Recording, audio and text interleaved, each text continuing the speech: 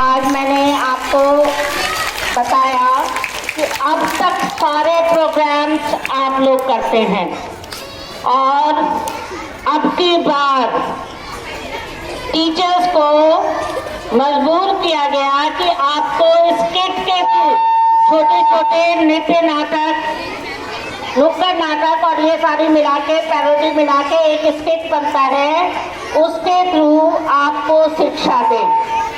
अब आपके सामने चौथी और पांचवी के टीचर्स हर घर तिरंगा से संबंधित एक स्किट करके दिखाएंगे। आप कुछ उससे सीखेंगे और उसके बाद सीखने के बाद आप अपने अपने घरों में उसे इम्प्लीमेंट करेंगे। आपको कोई भी शिक्षा दी जाती है वो इसलिए दी जाती है कि आप यहाँ से सीखें, अच्छी बातें सीखें और आगे उस चीज़ को खुद भी अपने ऊपर भी लागू करें और घर वालों को भी बताएं कि हमें ये सिखाया गया है और हमें ये काम करना है। आइए देखते हैं 4th और 5th के टीचर्स आपके सामने स्किट करके दिखा रहे हैं। आइए जोरदार तालियों से इनका स्वागत करें। आज आपके टीचर्स को आपके तालियों की बहुत ज़्यादा ज़रूरत है। आपको धड़ल्ले से कोई भी परफॉर्मेंस करने को तैयार होते हो, लेकिन आपके टीचर्स थोड़े से झिझक रहे हैं, तो अपने टीचर्स का स्वागत करिए तालियों से और इस नृत्य नाटिका का आनंद लीजिए। देखते हैं स्किट हर घर तिरंगा। 4th के teachers 4th and 5th Anjali.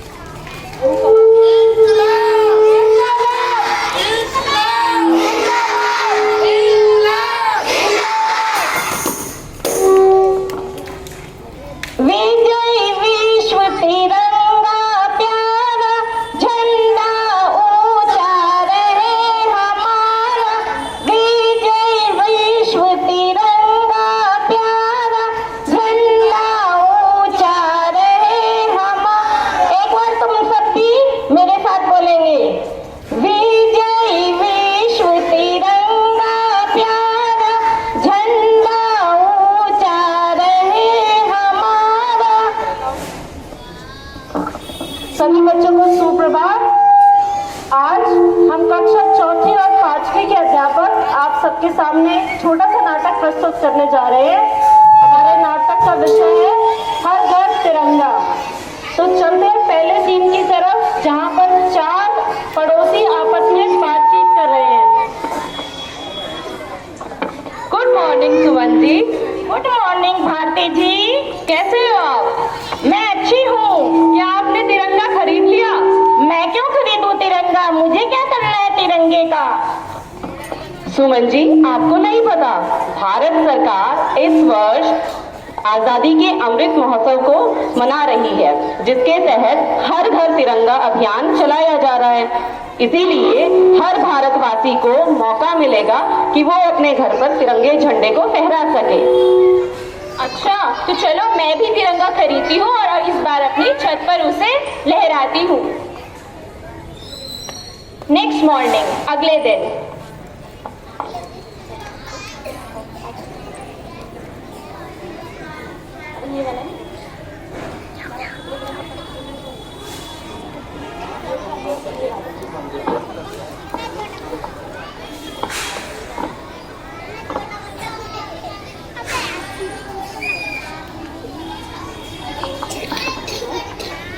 अरे ये क्या, आपने तिरंगा नीचे फेंक दिया? चला गया फोटो 15 का चला गया, फोटो को अगर खींच गई हो गया तो झंडे का काम। अच्छा, तो क्या झंडा सिर्फ फोटो ही खिंचवाने के लिए होता है, हाँ या ना? आप मौका मिलेगा कि वो अपने घर पर तिरंगे झंडे को फहरा सके। अच्छा, तो चलो मैं भी तिरंगा खरीदती हूँ और इस बार अपनी छत पर उसे लहराती हूँ। नेक्स्ट मॉर्निंग, अगले दिन।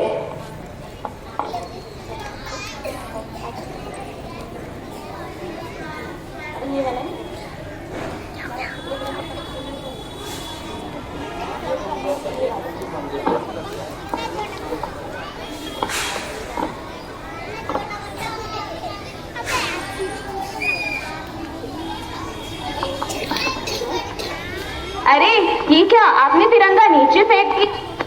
चला गया फोटो 15 अगस्त चला गया, फोटो को अगर खींच गई हो गया तो झंडे का काम। अच्छा, तो क्या झंडा सिर्फ फोटो ही खिंचवाने के लिए होता है, हाँ या ना? आप बताइए, क्या झंडा फोटो खिंचवाने के लिए होता है? नहीं। तो आइए अब हम इसका रेलेवेंस समझते हैं। ओहो, ये बच्चे आप इतना भी नहीं जानते। ये झंडा मात्र झंडा नहीं है, ये हमारे देश की शान है। इस झंडे की वजह से ही आज हमारी स्थिति आई है कि हम ये कह पा रहे हैं कि हम झंडा अपने मकान पर लगाएं या ना लगाएं। यदि इस झंडे को ऊपर रखने वाले ना होते तो हम ये नहीं कह सकते थे कि इस झंडे को लगाएं या ना लगाएं।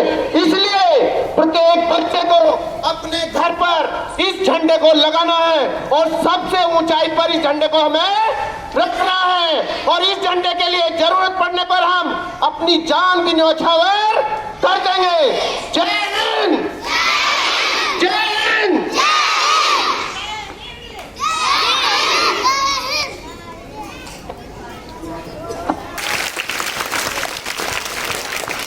सारे जहां से अच्छा हिंदुस्तान हमारा, हमारा सारे जहां से अच्छा हिंदुस्तान हमारा, हमारा सारे जहां से अच्छा।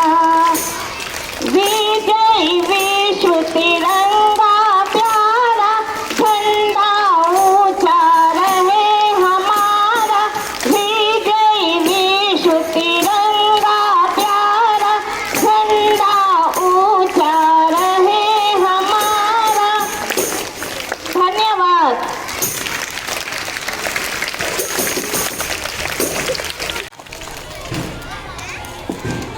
भाई अपने टीचर्स के लिए, उत्साहवर्धन के लिए खूब जोरदार तालियां बजाइए। और जो से सबसे छोटी क्लास है, जैसे छोटे छोटे नन्हे मुन्ने बच्चे होते हैं, वैसे ही पहली और नर्सरी के टीचर आपके सबसे छोटे नन्हे मुन्ने टीचर्स हैं। आइए एंजॉय करिए वीर शहीदों की अमर कहानी, जिनके बारे में ये आपको शिक्षा देंगे और ये बताएंगे कि उन्होंने कैसे देश के लिए अपना बलिदान दिया। तालियां।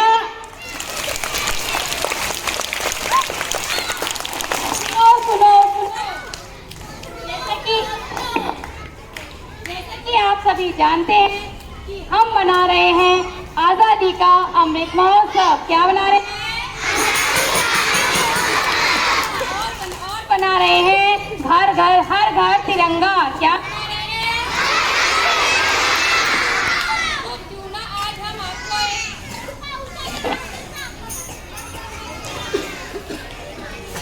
तो क्यों ना आज हम आपको एक वीरांगना के बारे में छोटी सी कथा दिखाएं। क्या आप देखना चाहेंगे?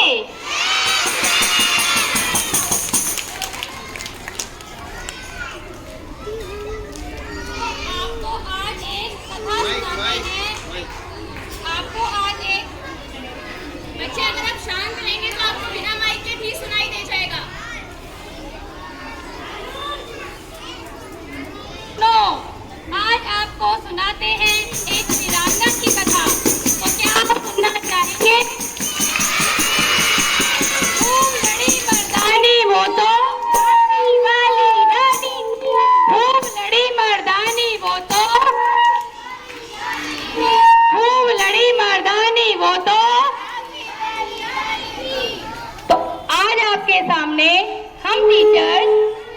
लक्ष्मीबाई के जीवन के कुछ पल एक छोटी सी कथा के रूप में प्रस्तुत करने जा रहे हैं। आशा करते हैं आप सभी को अच्छा लगेगा।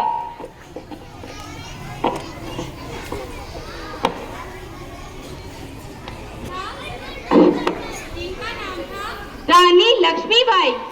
रानी लक्ष्मीबाई का जन्म 19 नवंबर 1828 को उत्तर प्रदेश के वाराणसी के भवैनी नगर में हुआ। इनका बचपन का नाम मणिकर्णिका था। इनके पिता इनको प्यार से छबीली कहकर पुकारते थे। ये आप देख पा रहे हैं, ये छोटी सी रानी लक्ष्मीबाई हैं, जिनको प्यार से मनु कहते थे, मणिकर्णिका कहते थे। ये अपनी माता के साथ खेल रही हैं। इनको तरह तरह की निशानेबाजी, घुड़सवारी, तीर अंदाजी और अस्त्र की शिक्षा भी थी। ये इन सभी शिक्षा में बहुत अच्छे से निपुण थी। 15 वर्ष की आयु के पश्चात ही इनका विवाह सन 1850 में गंगाधर राव से हुआ और अगले ही साल सन 1851 में इन्हें एक पुत्र की प्राप्ति हुई।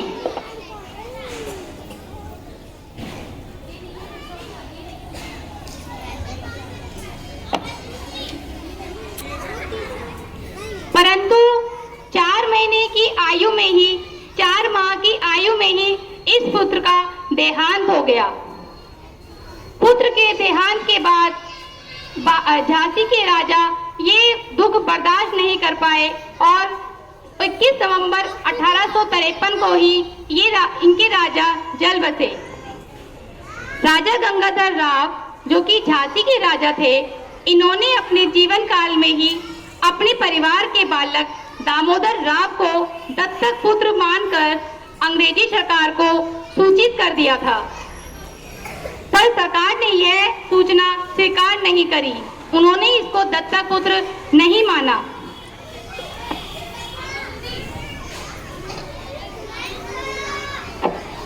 रानी लक्ष्मीबाई इस दत्तक पुत्र के लिए बहुत लड़ी। 7 मार्च 1854 पर झांसी पर अंग्रेजों का अधिकार हुआ, परंतु रानी महल में ही निवास करती रही। 23 मार्च 1858 को एक ऐतिहासिक युद्ध शुरू हुआ जो 7 दिन तक चलता रहा। 18 जून 1858 को ग्वालियर इनका अंतिम युद्ध था। रानी ने सेना का कुशल नेतृत्व किया और अंत में वीर गति को प्राप्त हुई। स्वतंत्रता के लिए बलिदान का संदेश देते हुए ये वीरांगना वीर गति को प्राप्त हुई। सामने झांसी की रानी लक्ष्मीबाई की एक छोटी सी कविता मैम आपके सामने प्रस्तुत करेंगी।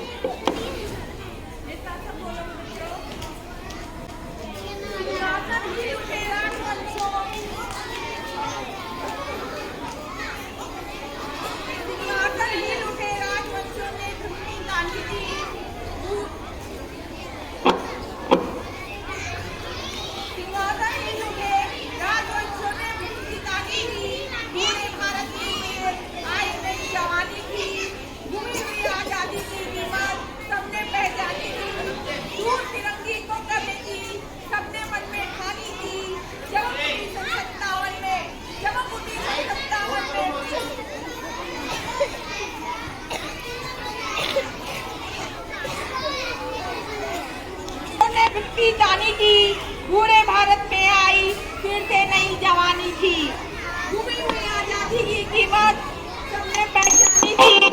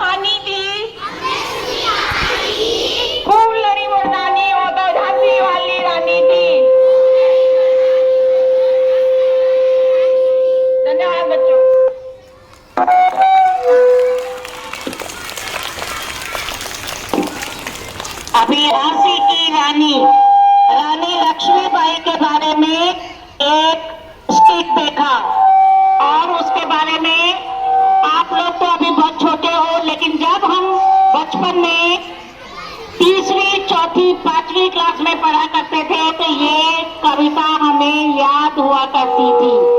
बुंदेले हर बोलो के मुख, हमने सुनी कहानी थी, खूब लड़ी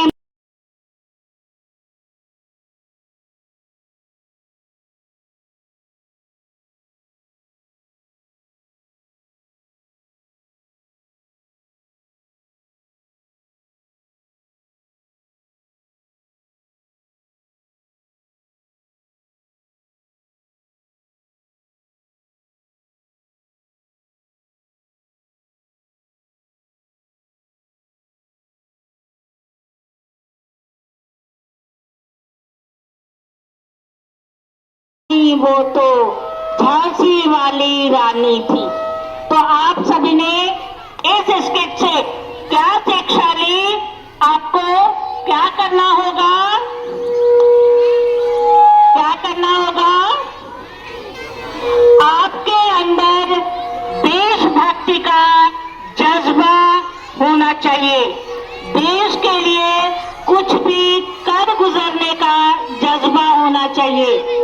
आप लोगों ने 2 चीजें देखी, झंडे का महत्व, जो हमारा भारतवर्ष है उसका जो राष्ट्रीय झंडा है, राष्ट्र ध्वज है, तिरंगा, उसकी हमें गाथा हमें पता होनी चाहिए और उसका सम्मान करना चाहिए।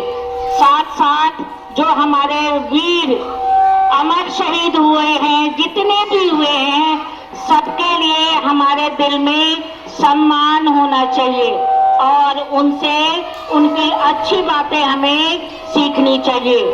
तो सभी एक साथ बोलेंगे, भारत माता की, भारत माता की, वंदे वंदे वंदे।